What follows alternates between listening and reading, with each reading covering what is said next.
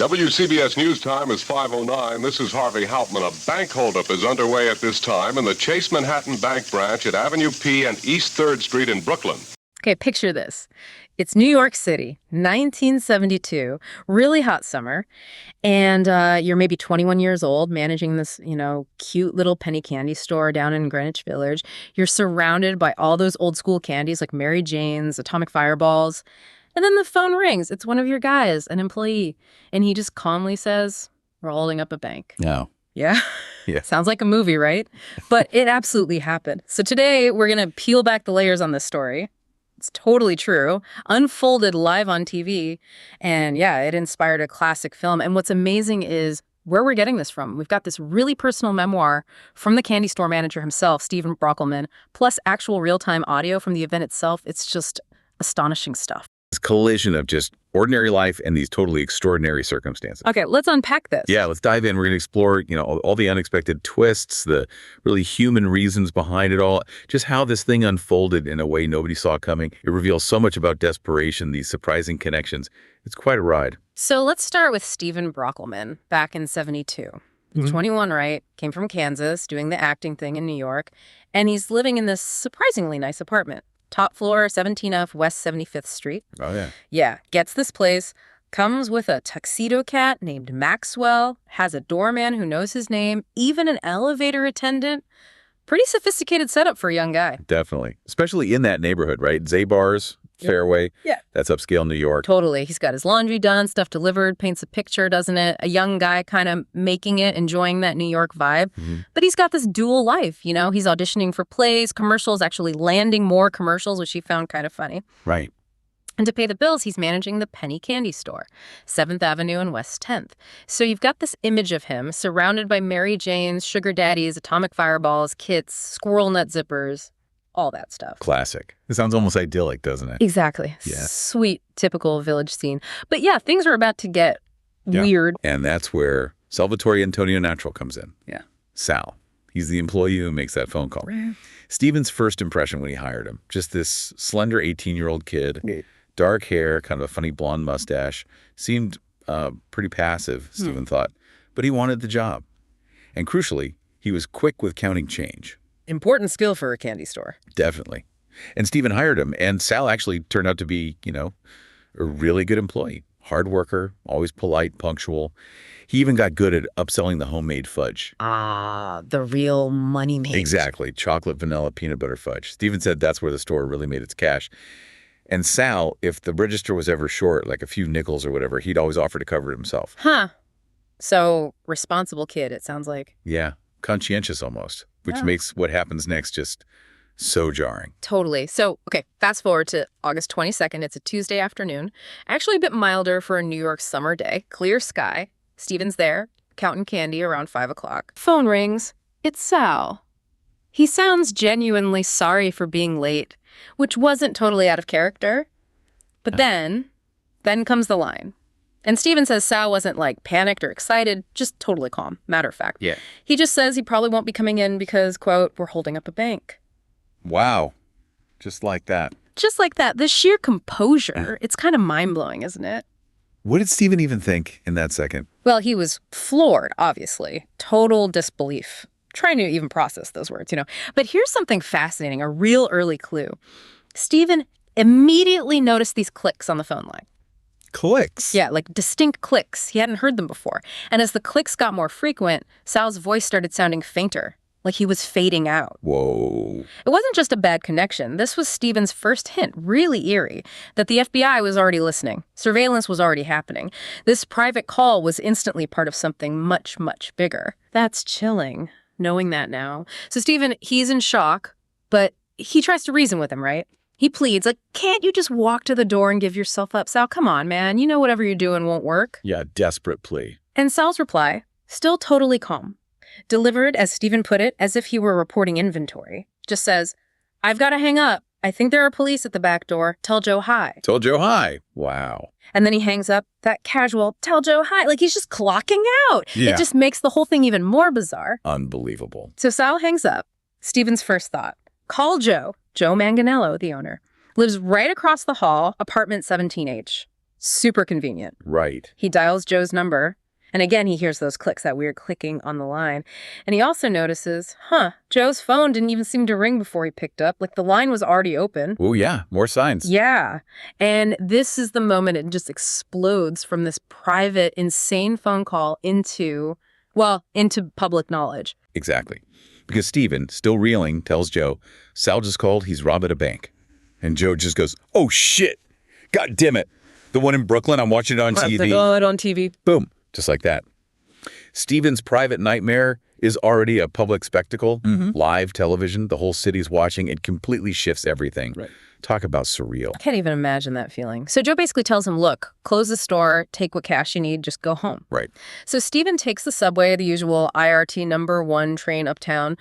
But walking up Broadway from 72nd Street, he notices it's weirdly quiet. Fewer people out than usual. He found out later, of course, everyone was inside. Bars, stores, homes, glued to TVs and radios, following this whole thing live. A whole city captivated. Yeah. So that night, Stephen gets back, grabs some Tanqueray from the freezer, knocks on Joe's door across the hall, and the two of them just spend the evening watching it. Watching their employee rob a bank on live TV. Yeah.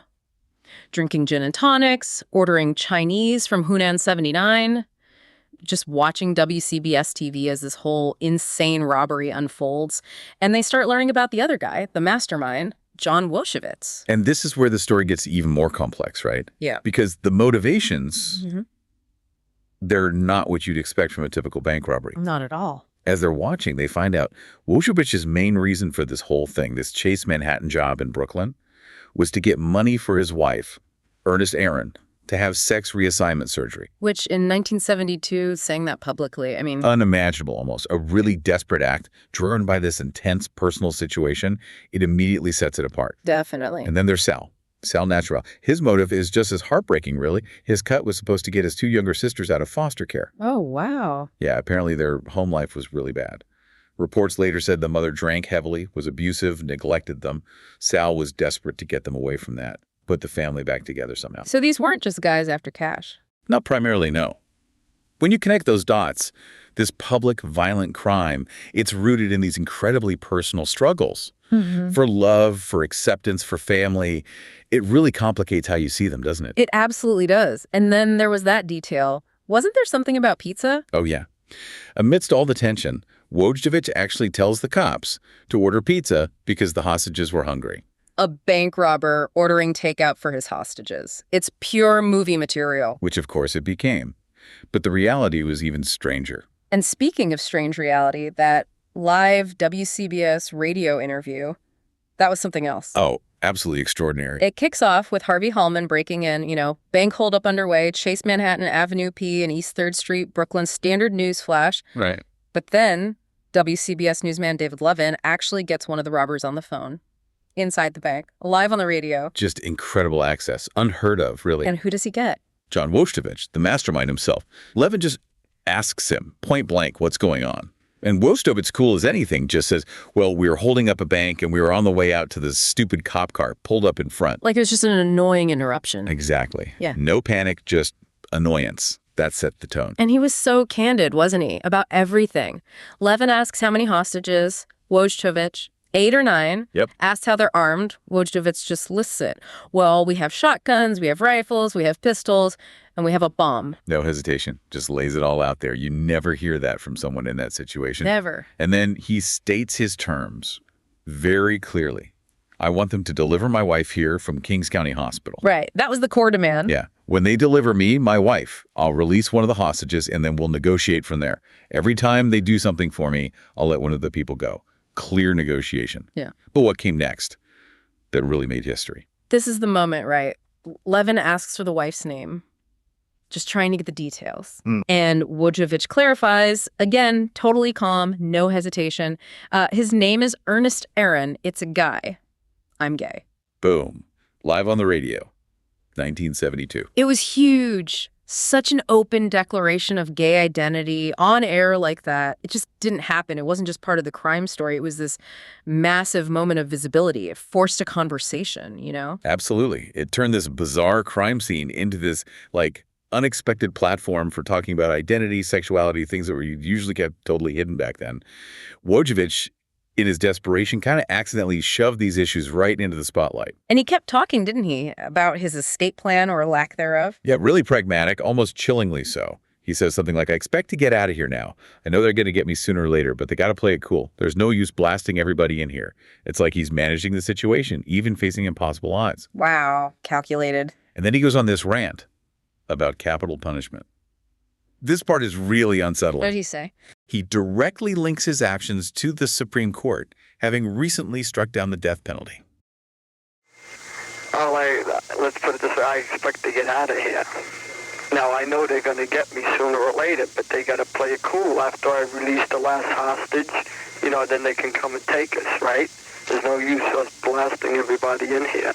Because, first of all, the Supreme Court did away with capital punishment, right?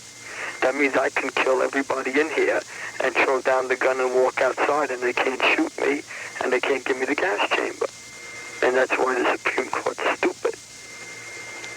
Do you think that you would not have done this had the Supreme Court acted in another way? Probably.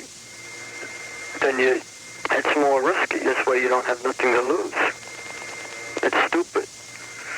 Okay, I gotta go. Just how many of you are there now? I can't tell you. One of the armed men who is now holding up a bank, the Chase Manhattan branch at Avenue P and East 3rd Street in Brooklyn, talking with WCBS newsman David Levin. That's dark. It is. He even says he probably wouldn't have done it if the death penalty was still in effect. His logic was, you don't have nothing to lose. It's stupid. Gives you this really disturbing glimpse into the psychology there, how someone in that extreme situation perceived the risks and consequences or lack thereof. Yeah, that adds a whole other layer. But sadly, this didn't end well, did it? No. Yeah. It dragged on for 14 hours. Yeah. Well into the night. And then the news came over the TV. Sal had been shot, point blank, in the head, pronounced dead at the hospital. And Stephen and Joe are just watching this. Yeah, sitting in Joe's living room. Stephen just describes them looking at each other, stunned, silent. The reality is crashing down. Horrible. God, and the aftermath for Stephen, the weirdness didn't exactly stop there, did it? Not at all. His mom calls him the next morning from Kansas. She'd heard about it on the news, obviously worried. And she mentions there was this tremendous amount of static on his phone line when she called. Clicking. Exactly. The same clicking Stephen had heard on his call with Sal and when he called Joe. It just reinforced that feeling, that he was caught up in something way bigger. And he got confirmation, didn't he, about the phones? He did. A few days later, Joe Manganiello shows up at his door, puts a finger to his lips like, shh. Oh, wow. Cloak and dagger stuff. Totally. They go for a walk outside on Riverside Drive, away from potential bugs. And Joe tells him, yeah, the FBI brought him in for questioning. And they straight up admitted it. They've been monitoring all their phones, Joe's, the stores, Stephen's, since the robbery started. Unbelievable. And Joe's advice to Stephen, just be careful. Imagine hearing that. Your life just intersected with the FBI because your employee robbed a bank. It's wild. It really shows how these huge events can just ripple out and touch ordinary lives in really direct, unsettling ways. And then, of course, came the movie. Right. 3 years later, 1975, Dog Day Afternoon. Al Pacino as Wojciech, John Cazale, brilliant as Sal. Directed by Sidney Lumet. Became an instant classic. Totally. Landmark 70s film. And the tagline said it all, didn't it? The robbery should have taken 10 minutes. 8 hours later, it was the hottest thing on live TV. And it's all true. Perfectly captured the craziness of it. It really did. It brought this incredibly bizarre, very human story to this massive audience. And importantly, it also amplified that aspect of Wojciech's identity, bringing discussions about gay identity, even in a fictionalized way, further into the mainstream than ever before. It simplified things, sure, but captured the core human drama. So looking back, what a journey we just traced. From a guy counting penny candy to getting an insane phone call, ending up on an FBI wiretap list, watching a hostage drama unfold live on TV, all driven by these really deep, desperate human needs, love, family, acceptance, even a really warped sense of justice. Exactly. And I think what this deep dive really hammers home is how complex these big news stories always are beneath the surface. You've got layers upon layers of personal stuff, motivations you'd never guess, and just the sheer unpredictability of how things can spiral. Yeah. It's a powerful reminder that truth isn't just stranger than fiction, it's often way more complicated, showing these weird intersections of, identity, the media, crime, the law. It all comes crashing together. So what's the takeaway for you listening to this? Maybe it's about looking at headlines differently, remembering that stories like this, even from 50 years ago, tell us so much about human nature, about how powerful live media can be, and how thin that line is between just everyday life and, well, complete drama. Right. Makes you think, doesn't it? It does. What else is going on behind the next big news story? And maybe the final thought to leave you with is this. How do these individual stories, these deep dives into specific events like this one, how do they keep changing how we think about crime, about identity, about the media's role in shaping our reality? It really invites you to look beyond just the surface, doesn't it? To find those hidden human stories.